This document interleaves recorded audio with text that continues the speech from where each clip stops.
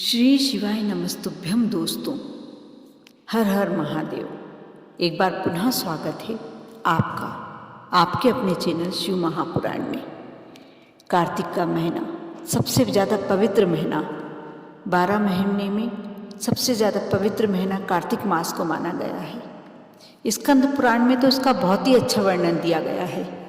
ऐसा कहा गया है स्कंद पुराण में कि जैसे नदियों में सबसे पवित्र नदी गंगा नदी, जैसे शास्त्रों में सबसे ज़्यादा पवित्र वेद, और युगों में जैसे सतयुग सर्वश्रेष्ठ हैं, वैसे ही सभी 12 माह में सर्वश्रेष्ठ कार्तिक मास। आप समझ सकते हैं कि कार्तिक मास का महत्व कितना अधिक है हमारे सनातन धर्म में, हमारे हिंदू धर्म में। कार्तिक मास में तुलसी पूजन का बहुत महत्व है। श्री हरि को तुलसी जी समर्पित करना कार्तिक मास में विशेषतः बहुत ज़्यादा फलदायी होता है। माँ लक्ष्मी की कृपा, क्योंकि कहा जाता है माँ तुलसी ही माँ लक्ष्मी का एक रूप है और श्री हरि को अति प्रिय होती है तुलसी। आप कभी भी देखना कि विष्णु जी के चरणों में कभी भी तुलसी जी समर्पित नहीं की जाती है, हमेशा मस्तिष्क पे ही, मस्तक पर ही धारण की जाती है। साथ ही यदि आप रोज़ एक तुलसी दल का सेवन करते हैं कार्तिक मास में, तो ये आपको शारीरिक दृष्टिकोण से ही नहीं, आध्यात्मिक दृष्टिकोण से भी आपके लिए बहुत महत्वपूर्ण होता है। कहा जाता है कि जो रोज़ तुलसी दल का सेवन करता है वह कभी भी पाप का भागी नहीं होता है और असंख्य पुण्य उसके खाते में लिख जाते हैं। और ऐसे व्यक्ति के यहाँ कभी भी लक्ष्मी की कभी नहीं होती है। आपने देखा सुना भी होगा, हम छोटे छोटे थे, हमारे घरों में हमारी दादी नानी, हमारी माँ अवश्य एक तुलसी का क्यारा जरूर होता था, एक तुलसी का गमला अवश्य रखते थे और उसमें दीपक हमेशा लगता था। क्योंकि कहा जाता है कि कोई भी अनिष्ट जब आपके घर में आने वाला हो और सामने तुलसी मैया का पौधा रखा होता है, तुलसी मैया रहती हैं, तो वह अनिष्ट कभी भी कोई नकारात्मक ऊर्जा हमारे घर में प्रवेश नहीं कर पाती है।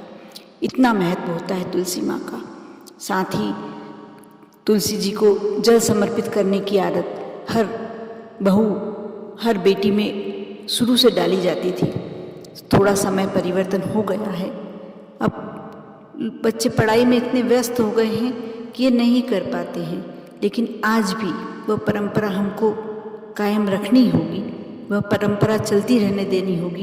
क्योंकि यह ऐसी कुछ छोटे छोटे से उपाय हैं, यह हमारे जीवन शैली जीने के ऐसे तरीके हैं जो हमें आने ही चाहिए।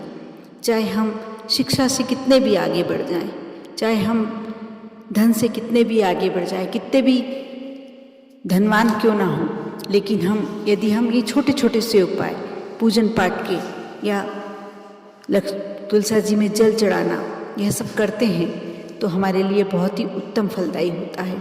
ये कहाँ हमसे हमारी अनिष्ट कारक घटनाएं हटा देते हैं हमारे जीवन से, हमें मालूम भी नहीं पड़ता। कार्तिक मास में श्री हरि के जो शालिग्राम जी रूप होता है उनका, उसकी पूजन की जाती है। उन्हें तुलसी जी के साथ विराजित किया जाता है, उनके समक्ष दीपक लगाया जाता है, उन पे जल समर्पित किया जाता है, उनका पूजन किया जाता है। यदि आप किसी कारण से इस कार्तिक मास में अभी तक कुछ भी नहीं कर पाए हैं, तो कल से ही इन बचे हुए दिनों में आप अवश्य तुलसी जी को जल चढ़ाएं, साथ ही दीपदान करें। और यदि वह भी संभव नहीं हो पाता है तो आप दीपावली से लेकर पूर्णिमा तक अवश्य कार्य करें। क्योंकि कहते हैं कि जो इस माह में, कार्तिक माह में तुलसी जी की पूजन करता है, जल समर्पित करता है, दीपदान करता है, उसको मोक्ष की प्राप्ति होती है, उसको कभी पाप नहीं लगता। यदि आपके यहाँ तुलसी का पौधा अभी तक नहीं है तो आप इस कार्तिक पर अवश्य आप घर पे तुलसी का पौधा लाएं या किसी को दान देने का। यदि आपके यहाँ तुलसी जी का पौधा है और किसी को चाहिए, यदि आप उसको दान करते हैं तो कार्तिक मास में इसका भी बहुत ज़्यादा महत्व है।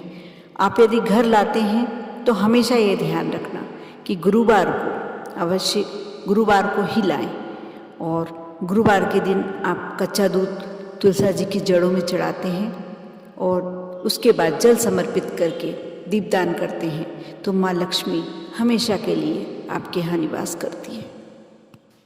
तुलसा जी का तंत्र मंत्र में इतना ज़्यादा महत्व बताया गया है, जिस कन्या का विवाह नहीं हो रहा है, कुछ विलम्ब हो रहा हो, तो आप उसके लिए आप अग्निकोण में आप तुलसा जी का पौधा लगाएं और उस कन्या द्वारा उस पौधे को सिंचित करवाएं। आप देखना जल्दी ही उसके मंगल विवाह के योग बनने लगेंगे। आप अवश्य ऐसा करें। साथ ही यदि कोई बच्चा आपके यहाँ जिद्दी ज़्यादा है तो आप इसके लिए आप अपने किचन के सामने तुलसी जी का पौधा लगा सकते हैं। इससे आपका वह बच्चा धीरे धीरे अपनी जिद कम करने लगेगा। यदि आप कार्तिक स्नान पूरे महीने भर का, पूरे माह का नहीं कर पाए हैं तो आप देव उठनी एकादशी से भी यह स्नान कर सकते हैं। इसके लिए आपको सुबह ब्रह्म मुहूर्त में उठना होगा। ब्रह्म मुहूर्त में आप उठ के स्नान आदि से निपट के और सर्वप्रथम सूर्य नारायण को जल चढ़ाएं। अपने घर में जो घर के मंदिर में विराजमान हैं उन देवी देवता का पूजन करें। साथ ही फिर घर में यदि आपके तुलसा जी हैं तो आप तुलसा जी की पूजन करें, दीपदान करें। जो भी पौधे आपके यहाँ धार्मिक पौधे लगे हुए हैं उनका पूजन करें। यदि आप बाहर जाके मंदिर जाके करते हैं तो ये बहुत ही सर्वश्रेष्ठ है, लेकिन यह यदि संभव हो तो ठीक है, नहीं तो आप ये घर में भी कर सकते हैं। आप जब भी तुलसा जी की पूजन करते हैं उन्हें थोड़ी सी हल्दी और थोड़ी सी रोली समर्पित करना ना भूलें, क्योंकि यह तुलसा माँ का श्रृंगार कहा जाता है।